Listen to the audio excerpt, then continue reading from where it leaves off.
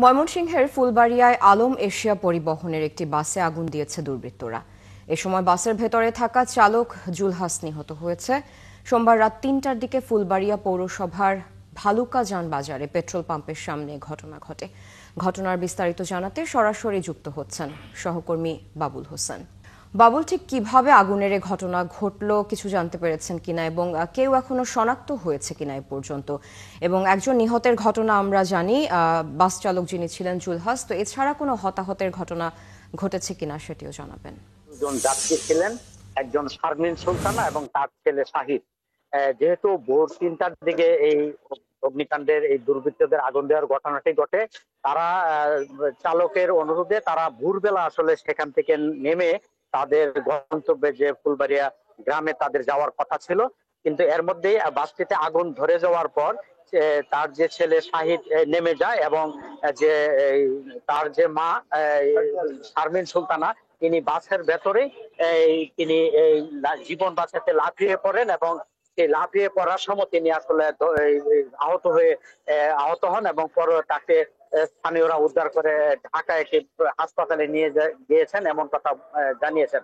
ফুলবাড়িয়া থানার ভারপ্রাপ্ত কর্মকর্তা মোহাম্মদ রুকুনুজ্জামান তিনি কিছুক্ষণ আগে আমাকে যেটি জানিয়েছেন যে ভোর ৩টার দিকে অজ্ঞাতনামা কয়েকজন দুর্বৃত্ত বাসটিতে হঠাৎ আগুন ধরিয়ে দিলে ধাও ধাও করে জ্বলে যায় এবং খবর পেয়ে ফায়ার সার্ভিসের যারা কর্মী স্থানীয় তারা এসে সেই আগুন নেভায় এবং বাসের ভেতর থেকে একজন দগ্ধ অবস্থায় একদম কঙ্কাল অবস্থা তার মরদেহ উদ্ধার করে পুলিশ থানায় নিয়ে এসেছে ময়নাতদন্তের জন্য। তারা বলছেন যে আসলে ডিএনএ পরীক্ষা ছাড়া আসলে এটি শনাক্ত করা সম্ভব নয়, তার শুধু আর ছাড়া আসলে তেমন কোনো অবশিষ্ট নাই।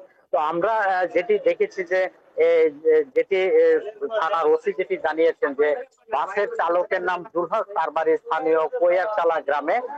যেহেতু ঘটনার পর থেকে তিনি নিখোঁজ রয়েছেন, সেই কারণে ধারণা করা হচ্ছে যে তিনি খুব সম্ভবত চালক, যদিও এখন পর্যন্ত তার কোনো স্বজন থানায় আসেনি এবং যে কারণে শতভাগ নিশ্চিত হওয়া যায়নি যে আসলে সে চালক কিনা, চালক জুলহাসের মরদেহ হইতে কিনা।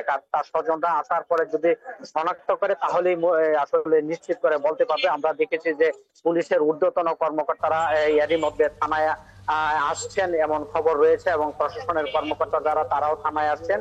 ঘটনাটি কিভাবে ঘটলো সেই স্থানীয়ভাবে তারা সিসি ক্যামেরার ফুটেজ তারা সংগ্রহ করেছেন এবং সেটি বিশ্লেষণ চলছে।